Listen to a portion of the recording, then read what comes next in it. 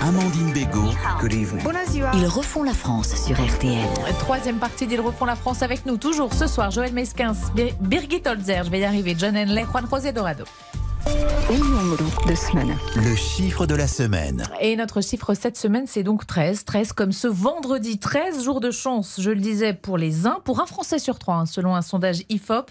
La Française des Jeux enregistre d'ailleurs 2 fois plus de joueurs ce jour-là. Tiens, vous avez joué au loto autour de la table ou pas aujourd'hui? Oui. Non, Pas oui, du tout. vous êtes bien français. Juan José. Non, en Espagne, on joue beaucoup. Beaucoup. Alors, chez vous, justement, en Espagne, c'est pas le vendredi 13, mais le mardi 13. C'est le mardi 13. Pourquoi donc, tout simplement parce que ça ne peut pas être un vendredi. Vous savez, l'Espagne a une tradition catholique. Le vendredi, c'est le jour où on jeûne, où on ne mange pas de viande. Donc, tu ne peux pas faire de ce jour particulier de la semaine avec le dimanche un jour maudit ou un jour noir ou négatif. Donc, on est parti plutôt sur le mardi. Alors, on garde le 13 quand même, puisque effectivement, pour la cavale, etc., c'est un numéro très particulier. D'ailleurs, vous savez que certaines compagnies d'avions, par exemple, n'ont pas une file numéro 13. Hein. Et dans les hôtels, il n'y a pas de chambre de parfois, 13. Voilà, donc nous, les Espagnols, on est quand même assez attentifs à ce type de choses, mais c'est vrai qu'on joue beaucoup. Mais c'est bizarre cette histoire de mardi 13, parce que justement, qui s'explique par le catholicisme, parce qu'en définitive, pourquoi le vendredi 13 ? C'est justement l'héritage chrétien, on va dire. C'est la dernière scène, c'est les 13 à table, c'est le Christ avec Judas, etc.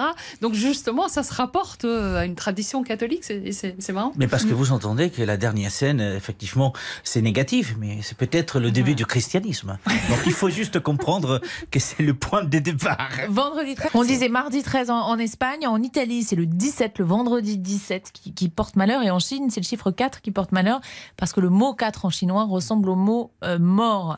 Les Français sont superstitieux. Enfin, 30% des Français se disent aujourd'hui superstitieux. C'est quand même 7 points de plus qu'en 1990. Il y a tout type de superstitions, les positives, les négatives, le trèfle à 4 feuilles pour les positifs, ceux qui craignent de passer sous une échelle. C'est le cas aussi en Espagne. Oui, alors j'ai pas les statistiques, mais c'est vrai qu'on fait très attention. Il y a des superstitions bizarres chez vous Oui, mais comme en France d'ailleurs, hein, l'histoire de voir un chat noir passer sur un escabeau. J'ai vu qu'en Allemagne, on ne trinquait pas à l'eau. On fait pas. Voilà, on compte pas. En Espagne non plus. On ne compte pas avec de l'eau. Et puis parce qu'il y a quand même des référents en matière des superstitions entre guillemets.